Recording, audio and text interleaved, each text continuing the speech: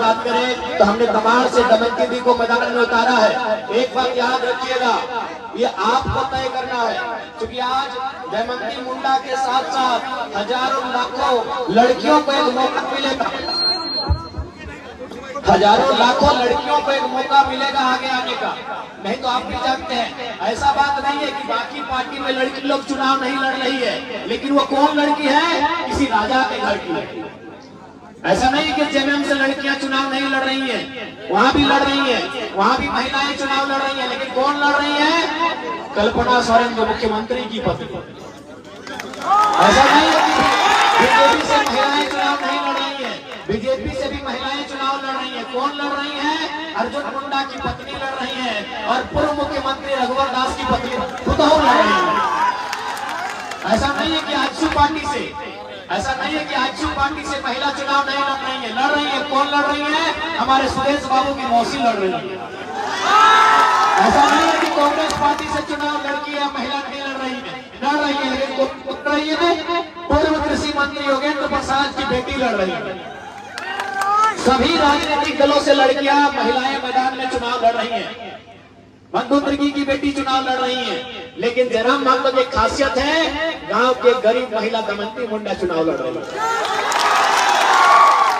ऐसा नहीं है कि बाकी पार्टियों में महिलाएं चुनाव नहीं लड़ रही है, बीजेपी में भी महिलाएं चुनाव लड़ रही हैं, आजसू में भी महिलाएं चुनाव लड़ रही हैं, कांग्रेस में भी महिलाएं चुनाव लड़ रही हैं, जेएमएम में भी महिलाएं चुनाव लड़ रही हैं, लेकिन वो या तो विधायक की बेटी है, या तो विधायक की पत्नी है, या तो विधायक की मौसी है। इसलिए अब आपको तय करना है कि भारत देश जिसे हम लोकतांत्रिक देश कहते हैं, भारत देश जिसे हम प्रजातांत्रिक देश कहते हैं, भारत देश जिसे हम गणतांत्रिक भारत कहते हैं, उसे प्रजातांत्रिक बना के रखना है या उसे राजतंत्र बनाना है, ये जनता को तय करना है।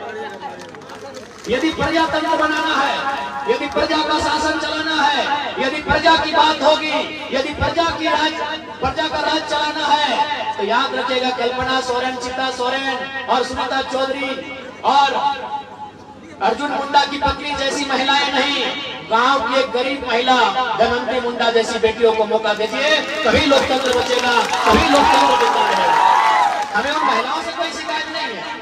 हमने पहले कहा हमारे पार्टी किसी महिला को लेकर कोई किसी प्रकार का आलोचना पड़ती और मैंने उस विषय पे बात नहीं करता, लेकिन हम एक उदाहरण दे रहे थे कि जो भी महिलाएं चुनाव लड़ रही हैं वो राजघराने से संबंध रखती है। राजघराना का मतलब विधायक का परिवार, सांसद का परिवार, और वो लोकतंत्र की अच्छी निशानी नहीं है। इसलिए आज अगर लोकतंत्र की अच्छी निशानी को आपको देखना है तो जेल के पार्टी में आके देखिए, चाहे वो दमयंती मुंडा हो या कोई और प्रत्याशी हो, हम लोगों ने ऐसे प्रत्याशियों को मैदान में लेकर आए हैं जो गांव गरीब मजदूर किसान परिवार की बेटी है, किसान मजदूर परिवार के बेटे हैं। इसलिए आप सभी से आग्रह है कि आप, ये जीत दमयंती मुंडा की नहीं होगी, ये जीत जेल के जयराम महतो की नहीं होगी, ये जीत हजारों लाखों युवाओं की, किसानों की, मजदूरों की होगी।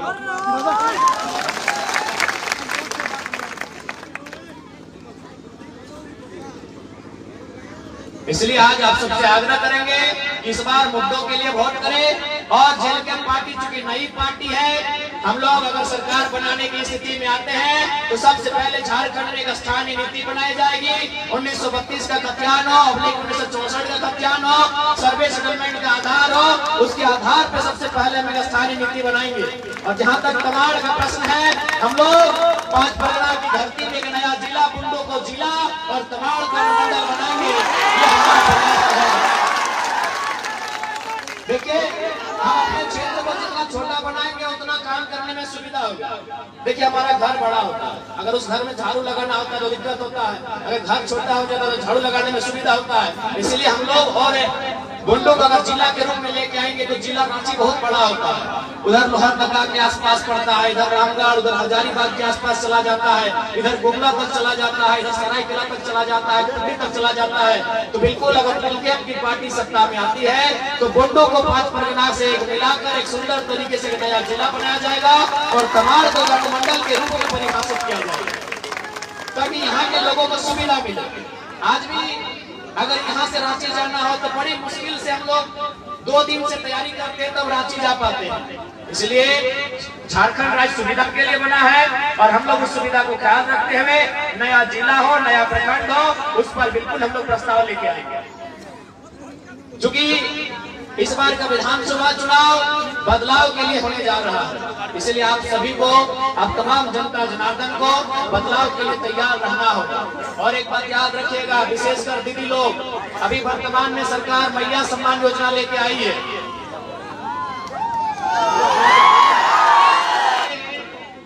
आज इसी भीड़ में बहुत सारी दीदी लोग ऐसी हैं जो शायद रसोईया का काम करती हैं, जो पोषण सखी का काम करती हैं, जो सहायिका का काम करती है कि नहीं? और आपका पेमेंट 1 साल से बाकी है कि नहीं? आपका पेमेंट 1 साल से बकाया है। यानी सोचिए, जिन्होंने मेहनत किया है उनको पैसा नहीं मिल रहा है और वोट लेने के लिए सरकार घूस देने का काम कर रही है। जिन्होंने मेहनत किया है, रसोईया ने मेहनत किया है, आंगनबाड़ी की दीदी ने मेहनत किया है, जल सहिया वाली दीदी ने मेहनत किया है, पोषण सखी वाली दीदी ने मेहनत किया है कि नहीं? लेकिन उनका पेमेंट नहीं मिल रहा, उनको 1 साल से पेमेंट नहीं दिया जा रहा है और वोट के समय घूस देने का काम कर रही है। तो निश्चित है, जितनी भी दीदी, चाहे वो सहायिका हो, सेविका हो, पोषण सखी हो, सहिया हो, हम लोग सत्ता में आते ही भले मंत्री का 6 करोड़ का आवास को हम लोग नीलाम कर देंगे, लेकिन जो दीदी लोग हैं उनकी समस्या का समाधान तुरंत 100 दिन के भीतर किया जाएगा। अभी और उसके बाद अगर मैया सम्मान सही में अगर सम्मान की योजना है तो मुख्यमंत्री हेमंत सोरेन जी से हम कहना चाहेंगे कि आप एक काम कीजिए, कल्पना सोरेन जी जो उनकी पत्नी है, उन्हें विधायक का चुनाव नहीं लड़ाइए, उनको भी 1000 रुपया महीना दीजिए, हम लोग मानेंगे महिला सम्मान। तो गजबे लीला है, ये गजबे लीला नहीं है कि राजा के घर की बहू बेटी महारानी बने। राजा यानी हेमंत सोरेन जैसे लोग, सुदेश महतो, बाबूलाल मरांडी, अर्जुन मुंडा जैसे लोग, यानी राजा के घर की बहू बेटी महारानी बनेंगी और जनता की बहू बेटी नौकरानी बनेंगी। यही झारखंड की तस्वीर है। ये नौकरानी नहीं तो क्या हुआ? 1000 रुपए के लिए 10 घंटा आप लोग लाइन में खड़ा रहे कि नहीं? 1000 रुपए के लिए आप लोग 10 घंटा लाइन में खड़ा रहे कि नहीं दीदी लोग? आप बताइए, उससे न साग सब्जी होगा, न दवा दारू होगा, न राशन का सामान होगा और न ही आपके श्रृंगार का सामान होगा। श्रृंगार में लिपस्टिक, पाउडर, काजल होगा। और उसके बाद भी चलिए ठीक है, उसके बाद अगर हो भी गया तो बताइए ना, हम लोगों ने 1000 रुपए लेने के लिए झारखंड राज्य बनाया था। क्या तमाड़ की धरती से आंदोलन नहीं हुआ है? क्या झारखंड अलग करने के लिए तमाड़ की धरती से आंदोलन हुआ है कि नहीं हुआ है? आपके बाप दादा पुलिस की लाठी खाए हैं कि नहीं खाए हैं? आपके बाप दादा जेल गए हैं कि नहीं गए हैं? आपके बाप दादाओं ने अंग्रेजों का मुकाबला किया है कि नहीं किया है? तो क्यों किया है? 1000 रुपया पढ़ने के लिए, भीख मांगने के लिए नहीं ना? तो सरकार को बता दीजिए कि 1000 रुपया अपनी पत्नी को दे दीजिए, 1000 रुपया अपनी भाभी को दे दीजिए। मैया सम्मान अपने घर में दीजिए। हमें देना है तो हमें नौकरियां दीजिए, 1932 के खतियान के आधार पर नीति दीजिए, हमें बेहतर नियोजन नीति दीजिए। हमने झारखंड राज्य 1000 रुपए भीख मांगने के लिए नहीं लिया है, हमारे बाप दादा ने झारखंड राज्य हक अधिकार के लिए लिया है। इसलिए तमाम लोगों से कहना चाहेंगे, आज 24 साल के बाद इस राज्य में एक बदलाव की किरण दिख रही है और इस बदलाव की किरण के साथ समझौता मत कीजिएगा। इस बार अपना बहुमूल्य वोट जेल कैंप के पक्ष में, कमार से दमंती मुंडा जी के पक्ष में देकर केजी छाप नंबर 5 में मुहर लगाकर उन्हें विजय बनाइएगा, ताकि दमंती मुंडा नहीं, आपकी जैसी हजारों बहनें, आपकी जैसी हजारों माताएं, उनको विजय मिलेगी। ये दमंती मुंडा की जीत नहीं होगी, क्योंकि ये अर्जुन मुंडा के परिवार से नहीं है। दमंती मुंडा और अर्जुन मुंडा में रिश्ता नहीं है।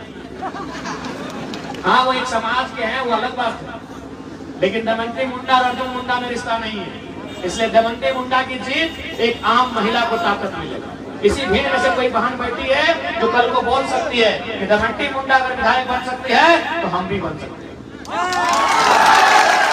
लेकिन कल्पना सोरेन के बनने से कितनी बहन ने कहा कि हम विधायक बनेंगे? अर्जुन मुंडा की बीवी बन जाएगी तो कितने लोग कहेंगे हम विधायक बनेंगे? रघुवर दास की पुतोह बन जाएगी तो कितने लोग कहेंगे हम विधायक बनेंगे? सुरेश बाबू की मौसी बन जाएंगी तो कितने महिलाएं कहेंगे हम विधायक बनेंगे? एक भी नहीं, क्योंकि मालूम है वो राजघराने से, इसीलिए वो विधायक बनने जा रही है।